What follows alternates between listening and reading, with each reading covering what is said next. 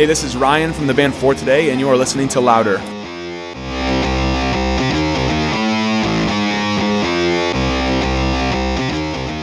So I'm here with Ryan of For Today. How are you doing? Doing very well, man. So far, I got everything right. So far, so good. We're you give me a weird, confused look, so I thought maybe I got something wrong. No, you're good, man. I'm excited to be back here in the UK. It's been like about 4 years since we've been here properly, so it's cool to finally come back and be able to play music for people that maybe haven't gotten a chance to see us ever or for a very long time. Yeah, and you got a very packed tour, 17 straight days, no stops. Yeah, that's it seemed like a great idea at the time, but I think we're all feeling it a little bit now. But we've had a great time, and it's just the time change and the adjustment to all that. I don't know that anyone's really gotten on schedule here. We sleep till like 3 p.m. and we'll stay up till like 6 a.m. It doesn't make any sense, but it's been really fun, and we're excited about it. And the day off would be nice, but I think we're also kind of glad that we're just playing as much as we can with the time that we have. Yeah, I've seen you maxing your time off, and I've seen pictures of you guys cycling through Vienna in the middle of the night. Yeah, man. We've been trying to go see as many things as we can over here because, I mean, it unfortunately did take a long time for us to get back over.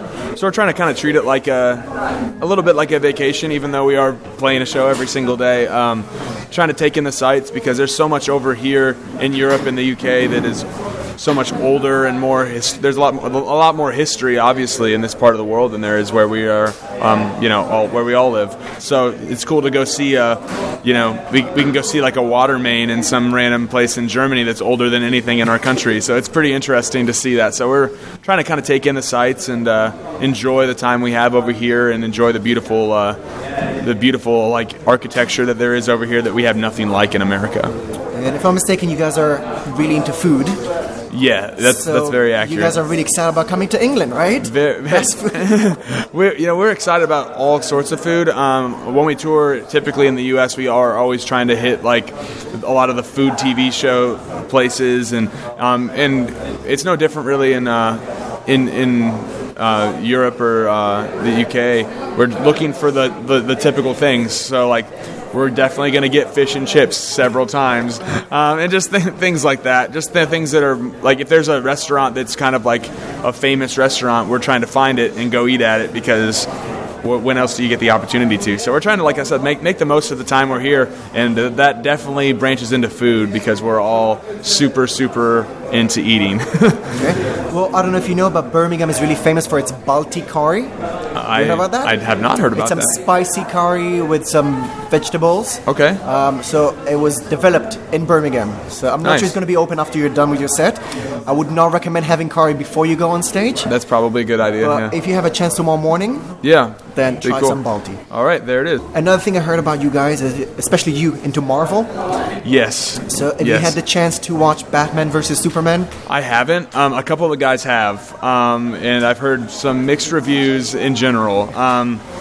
So you're scared now? Yeah, I don't know. You know, see, I've never been a fan of Superman in general. Like I was really into the Batman, the Christian Bale Batmans particularly. Yes, I think they did a great job on I particularly like my superhero movies to be rooted in some sort of reality.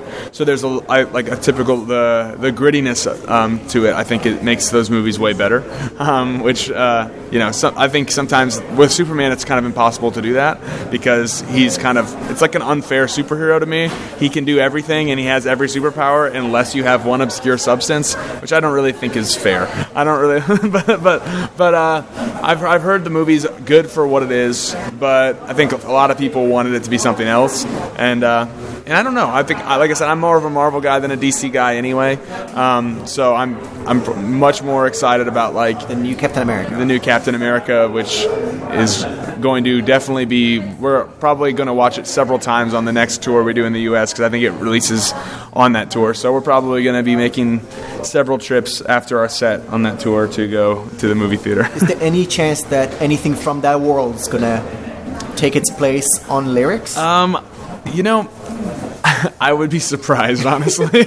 I would be surprised. Just the ongoing battle between... I think they have some really, like, in those movies, I think they do a good job of, like, cross-referencing cultures and other, like literary things, and have some really cool pictures of, like, evil and dark, evil and good, and then like kind of man's corruption is hinted on a lot, or like especially I guess in the new Superman, it's like kind of like power that is not in check can sometimes get can sometimes go into really dark places. So I think there's some really cool themes that may make it in, but I don't think we'll be directly referencing it too much because it is kind of a little odd. But I do really like some of the way that they do some kind of artistic things in those movies, which I think is maybe some people don't really think of because maybe they think it's for kids or something like that. But there's a lot of really creative things that they do in those movies, which I really appreciate. Okay. Well, I'm going to go a bit darker now, if you don't mind. Sure. I don't think there's anybody that's ever heard of For Today that doesn't know that you guys are Christians. Sure. Okay? And to add to that, if you go and see you guys on stage, you add something in between the songs, right? Sure, yeah. Did you get any weird reactions to that? Definitely. And I think to a degree, it's sometimes, especially in certain parts of the world, there's a lot of dark history in Christianity, so there's a lot of negative connotation that comes along with that because there's been a lot of really like corruption in the church and corruption in the religious authorities of the world has kind of put a bad taste in people's mouth, and sometimes rightfully so, most often rightfully so. And I think sometimes as people our natural reaction to that is to run the other way as far as we can, and I think that sometimes can be dangerous because we tend to be a very pendulum type of people where if we see like our parents do one thing that's wrong, we go the other way till we go to the other way, we find what's wrong on the other side of it, and I think sometimes truth exists in between the two extremes. So our goal is hopefully to just try to do it well enough and to preach Christianity in a way that is not hopefully muddled by our own imperfection, and try to present like love and joy and peace in a light that is sincere and authentic rather than corrupted by money or power or whatever, because I have no interest in gaining money or power, but I do have a strong desire to see people set free of addiction and bondage and hurt, brokenness in their life, and that's the only that's in Christianity is the only real I guess salve or balm that I've found for like a broken soul in my own life. So I think it would be unjust to share that with people who may or may not be hurting as well. But when you have fans coming to the show, whether you're the headliners and they're just not aware of the fact that you're going to be preaching as well, or you're not the supporter, and then you have fans of the headliners that were not aware of the fact that there's going to be some preaching halfway through the show. Yeah. So do you get that kind of shocked face that turns maybe into anger? Yeah, that definitely does happen. And our goal is not to offend people or to make people upset. And really, I think anybody should be able to listen to someone who has a different point of view for the 1.5 minute sample clip that we have, because at least over here we have there's a sample we maybe speak for, it's under 2 minutes every day, and it's a short little thing that we're just sharing. And I watch bands that I really like that I don't agree with say a lot more than we say, but people do get very upset sometimes, and other people I think are more reasonable about it, and they say, well, that's not for me, and that's okay. But I think if we as people start to cater everything we do to maybe someone somewhere sometime might be upset, we can kind of lose our own individuality in a world that is hypersensitive to maybe upsetting someone sometime, because I think it would be a shame for everyone to kind of lose their own personality in a quest for being liked by everyone else, because that's not realistic. Some people are going to not like you, and you have to be okay with it. So I think that's the risk we run, and I think we're okay to do it. And obviously, our hope is not to offend anyone, and our hope is to encourage people. But that unfortunately doesn't always work out that way. So how do you deal with some hate that's being tossed towards you online or in your face? Yeah, I think you learn. It's like when you're a kid and you're picked on in school or whatever. You just learn to.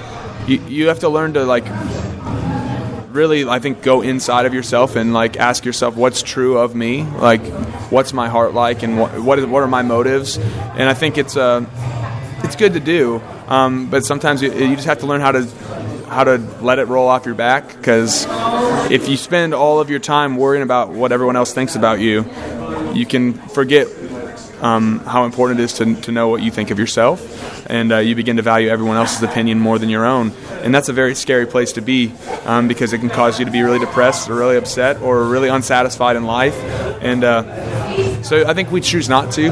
We choose not to focus on those things, and you try your best to have thick skin. But we are people, so we do feel it, and you wish it weren't there. But I guess you learn to accept it and learn to focus on the good things rather than the bad things. I think the band had some struggles over the last few years with David, the previous drummer, leaving you for mission. Yeah. And I heard that Mattie's still dreaming about a career in football. I mean, European football. Yeah. So is the future of the band clearer than ever? I think we've been in this place for years of we never know how long it's going to last. So it kind of kept us in this place of let's enjoy it while it does.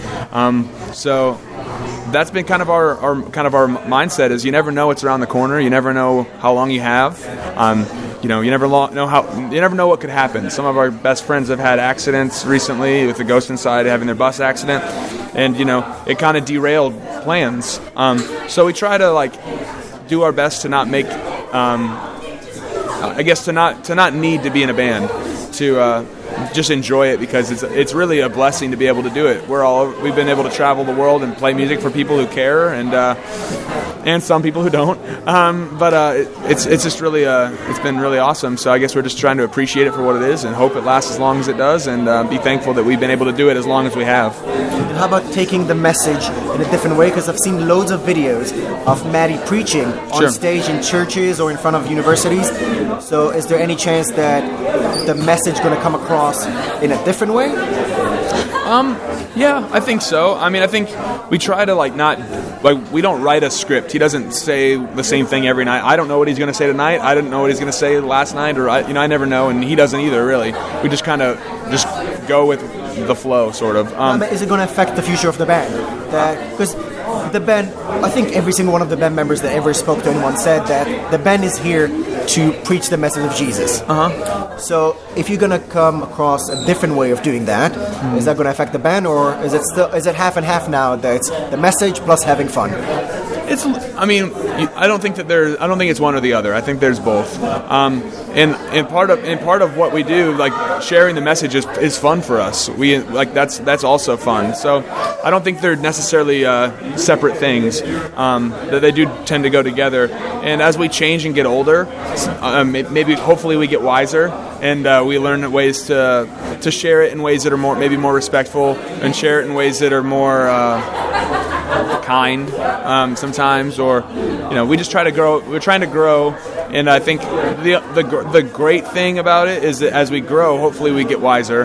And the unfortunate side of that coin also is that we've been doing it for such a long time that people have seen us fall on our faces. Okay. So we haven't always been wise, and we've made mistakes because we're people, and so we're trying to learn from all of our mistakes and try to become better. And I think as we change, it'll naturally change the way we share our faith, or we share our music, or our music will change, sort of, and things just change with time, because that's part of the beauty of time, is that it changes things, and hopefully you change for the better. While still having fun. Okay. Absolutely. If I'm mistaken, Maddie doesn't drink. Yeah. Does the band as a whole doesn't drink? I think there isn't necessarily a strict rule of that. I think we all have different reasons for things. Maddie doesn't drink. I don't drink, and my brother does not. And I think a lot of it comes from for my brother and I specifically, it comes from growing up in a family where alcoholism is very prevalent. So I think it's not that we think it's evil or wrong. It's that I just know that it would be wrong for me because I think I would go down a road that I don't want to go down. So I think I think for me it's more of just I know myself well enough to know that I should probably just stay away. And then our drummer David, he enjoys to have a beer occasionally. And as we've been going through Europe, there's been there's Germany particularly is famous for some of their beer. So it's not, but I think it's learning how to do it responsibly and in the proper context. He would never do it around an alcoholic or somebody that has an issue with it, or even kids. Maybe he would just do it in a very private way. So there's not like a hard stance taken in our band, like this is always wrong or always right, because I think that's where Christianity in general becomes rules, and that's not what it's supposed to be. You kind of touched it lightly, but how does religion affect friendships? I mean, I've talked to Nico of Novelist just a few minutes ago, and he said that they were kind of scared coming in because they heard some things about the band being really into religion, but then they've realized that you do have your beliefs, they have their beliefs. As long as you're tolerant, everything's okay. So is that something that surprises people around you? I think so. I think we have a reputation, unfortunately, of being maybe like really intense, and I think people sometimes can be intimidated by that, which I hope, we obviously don't want that to be the case. We really like people, so we would hate it. We would hate for it to be a dividing line or to make it even like we don't want to make what we believe us versus them. We want it to because what we believe is that we're all in the same place and that we're all looking for hope, and we just are trying to point people to the hope that we found. I think that sometimes people preach from a pedestal, and I think that sometimes creates a lot of tension.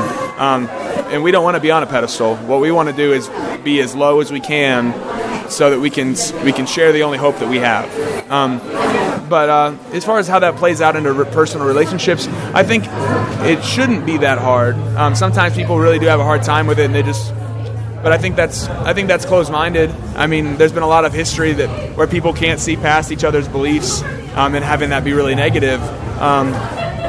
But I think what we should be doing as people is learning how to see the world through other people's perspectives and try to grow and learn together, rather than splitting up over I see it this way, you see it that way. It's because sometimes we can help each other by looking at it through different perspectives. So I think that's our goal, is to have friendships that are diverse and deep, that we can grow together, even if we don't agree on everything. So that's our goal. How about being in a serious relationship with someone of different belief? I mean, I think sometimes it can lead to some interesting dynamics. I wouldn't advise maybe a marriage for something, because how do you? It would be difficult to raise kids. So I don't know. I mean, I'm not. Who am I to know? But I know I'm married, and I know it's hard enough to be married and try to figure out how to navigate where do I? When you agree on some. Yeah, yeah. When you it can be silly stuff like, do we put the ketchup in the refrigerator or not? It's sometimes that stuff's hard enough to navigate. But if there's really big shifts as to what do we teach our kids, I'm not there yet. I don't have kids yet. But I would imagine it could be very difficult. So I would definitely say it's a case-by-case basis, and I am not by any means the authority on any of that. But I think sometimes in real things like that, like raising children or I can see there could be difficulties. But I don't think it should stop you from caring for other people or having deep friendships with people who are different than you. I think that's important. Okay, we're going to finish on a lighter note. To all the listeners that missed the tour and now they really want to get more for today, what can they do? When are you back? What's next? Well, we do not know when we're coming back for sure. We have not really figured that out yet. But if you missed us on this tour and you would like to see us sometime soon, just keep an eye on our website, fortodayband.com, or our Facebook or whatever. However you keep in touch with music stuff. We have a whole bunch of records that are out there, and you can Spotify them if that's how you listen to music, or you can purchase them, which would be fantastic. But I don't know. We just, if people are interested, we're excited about it. Thank you for listening to us. Thank you for caring about what we do. We hope to see you sometime soon at a show, and come say hi to us. Thank you very much. So we've managed to go through an entire interview without dropping a For Today pun. So Ryan of For Today, thank you very much. Hey, we're just thankful to be here for today. Well, you couldn't let it go. Couldn't let it go, man. I had to make it go.